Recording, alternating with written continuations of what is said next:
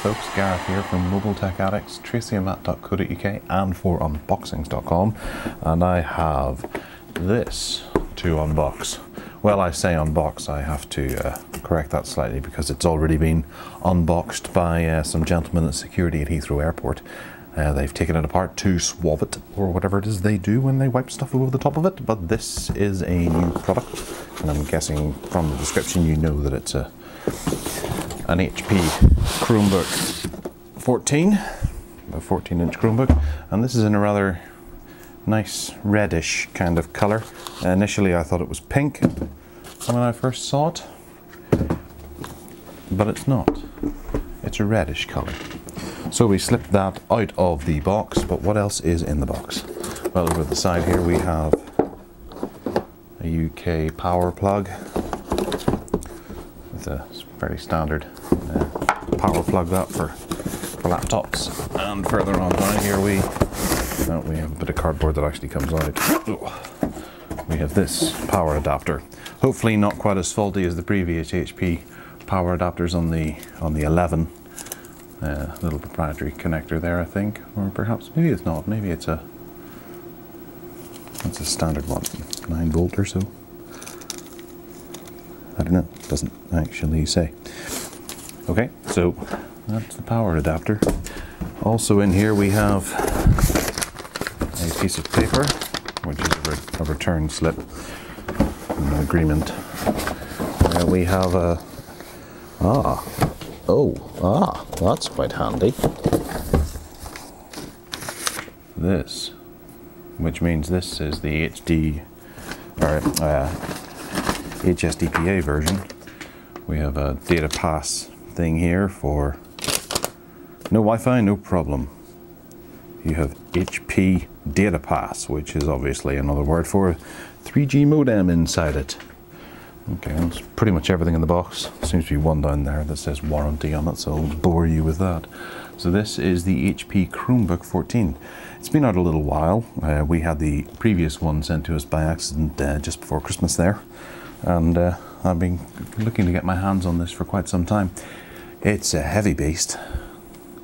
It is, that's particularly heavy. I have the Acer C720 that I use day and daily, and it's a very light little piece of hardware for throwing in your backpack.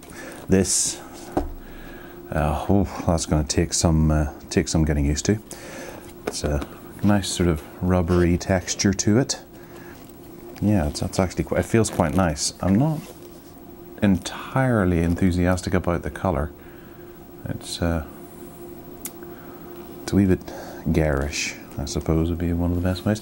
But let's have a look around. Obviously we have the lack of hinge, or one big hinge, and we have a Hewlett-Packard written there, just in a silvery font. It's not like this or anything. God, it's just printed, nothing more. That as well. And you can feel there's a bit of a texture there, but that's just printed on as well.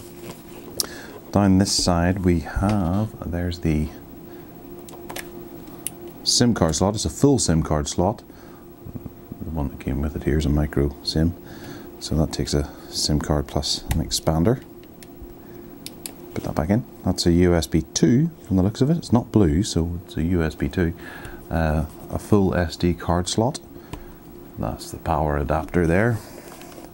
Along the front there is nothing, although it's fairly, I don't know, low profile with a nice sort of bulbous edge to it there. It's kind of nice. And then here we have the Kensington lock. I'll bring it back so you can see it.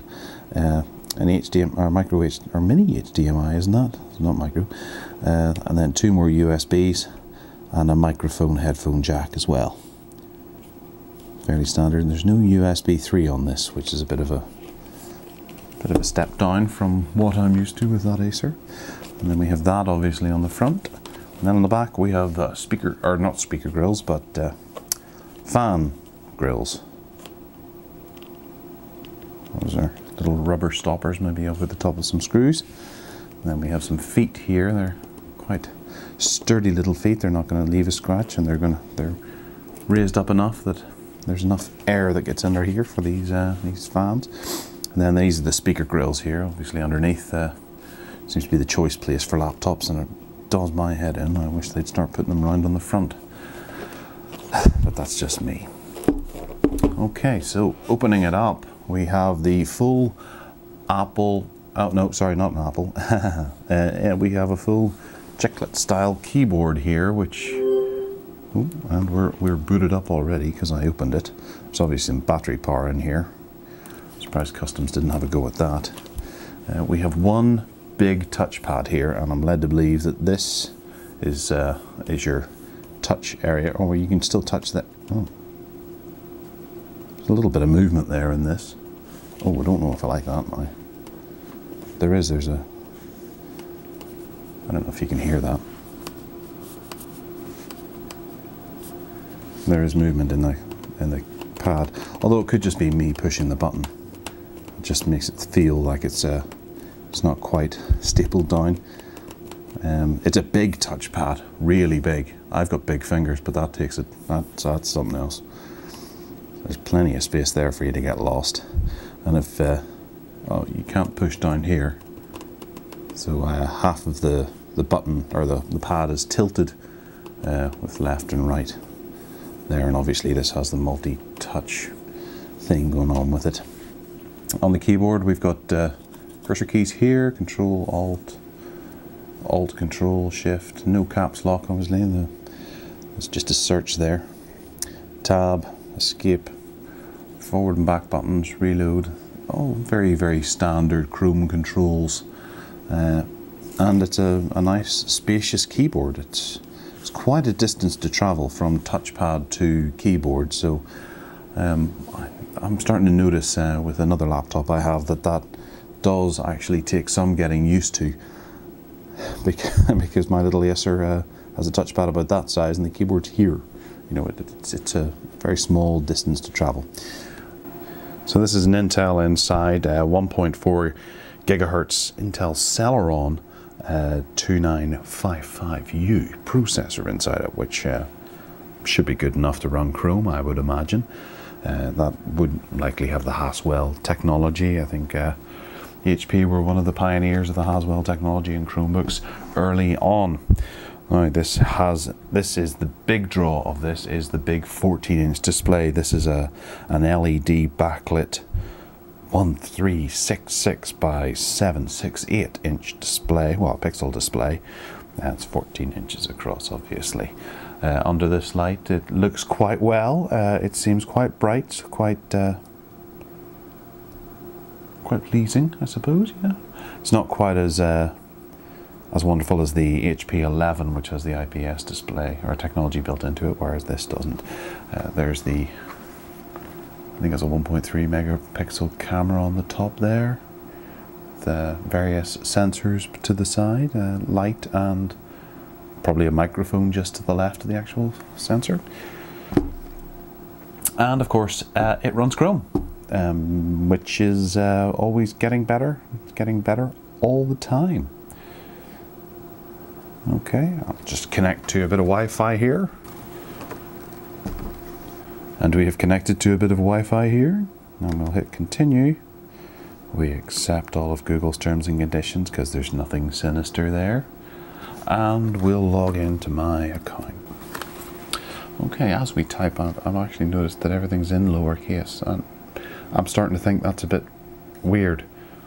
I want to now reference it with other keyboards, because I've got a funny feeling the likes of the escape key and shift and control and things are in capital letters, and I can't recall now whether they are or not on regular keyboards.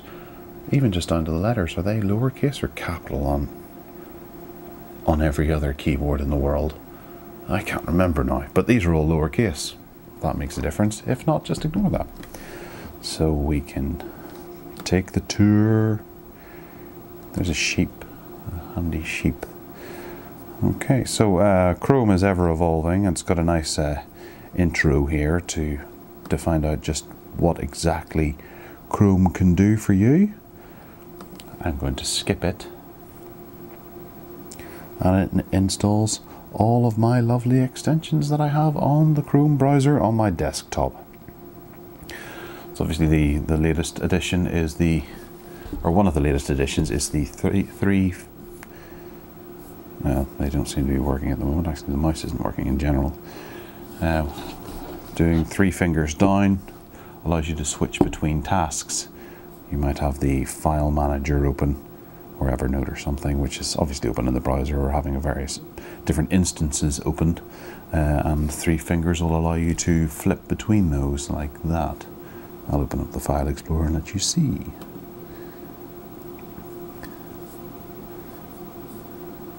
Just like that. There's very little way of doing any benchmarkings or anything on a Chromebook at the moment, I believe. If there is a way, I'll certainly do that and show off just how speedy the little processor inside this actually is. I've got a funny feeling this might be the last time we see such a low-end processor in a Chromebook, because the Samsung Chromebook 2 has been announced, and it's got a fairly hefty Equinox quad core inside it. So this was actually, well, I suppose it's a Haswell inside it, so a Celeron. So that is the Chromebook. It's Bluetooth 4.0, which is obviously very, very nice. If you use any of the Bluetooth peripherals for keyboards or mice and headphones and microphones and those sorts of things, so they'll all work over your Bluetooth 4.0. It says in the spec sheet that this has USB 3.0, but I honestly can't tell which one it would be then, because they're both black and this one's black. Whether or not it's actually in there is anyone's guess. It's got a 16 gigabyte SSD inside it, which is always handy for storing just that limited amount of stuff, and you get your 100 gigabytes of Google Drive, which is equivalent to $2 a month now, which is quite good, but still that's saving $24. Bit of math is there, just in case you didn't know. And the 3G, oh yes, we didn't have a look at that. I don't even know where to find that. I guess it would just be down here in the corner, wouldn't it? Now that I've collected a Wi-Fi, I probably wouldn't have any need to show up the 3G. Although we're running out of battery there, we've only got 21% left. I'll try and click on this to turn off the Wi-Fi and see if it discovers the 3G network. So we go back to network, and there we go, searching for cellular networks. And we've got a little bit of a graph going on there. Oh yes, things are still happening, things are still downloading, so we obviously have a 3G connection. However, I'm just noticing, just blew the hang out here, it's ripping up and down there on the wee graph beside my face. So it's not able to find a proper connection. However, maybe it managed to download all that information on Wi-Fi when it was, well, there we go, unable to connect to Google. Okay. But if I had signal, I'm sure that would be reading whatever signal it was I had. Yes, so that's a quick look at the HP Chromebook. I'll be doing a full review on it, and I'll be comparing it to the previous version as well as the Acer C720, and do sort of a Chromebook standoff of all 3 of them and just see which is the king of the swingers at the moment. Obviously there's a few more to look at, with Toshiba having recently released theirs, and Dell pushing one out at some point, and then of course the Samsung Chromebook 2 is going to be coming and leveling the playing field, I guess. However, it's been nice talking to you. Enjoy tracyandmatt.co.uk and the Mobile Tech Addicts podcast going out every week, and we'll be talking about this on the next podcast when we happen to do it. So take care, and we'll speak to you soon. Bye bye.